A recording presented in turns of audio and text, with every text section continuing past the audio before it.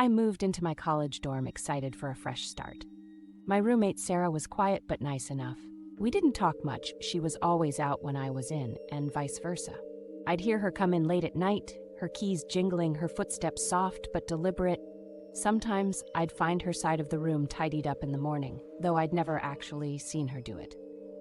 One night, I stayed up late studying. I heard the door creak open and footsteps shuffle inside.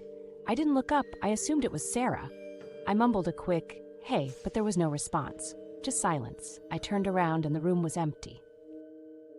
The next day, I asked my RA about Sarah, joking that she was like a ghost. The RA looked confused. "Sarah, you don't have a roommate," she said. I laughed, thinking it was some kind of joke, but the RA didn't laugh back. She pulled out her clipboard and showed me the housing assignments.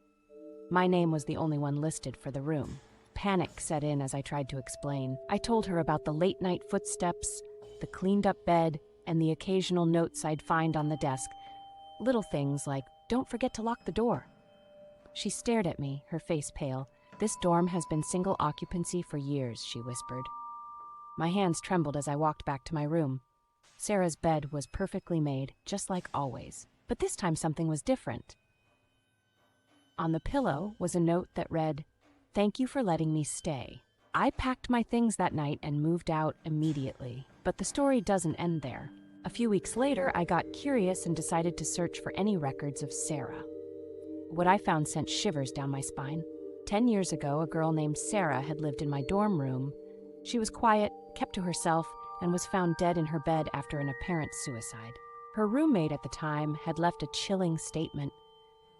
I didn't even know she was gone. I thought I heard her moving around the night before. To this day, I don't know who or what was in that room with me, but I do know one thing. I'll never ignore late-night footsteps again. 小红书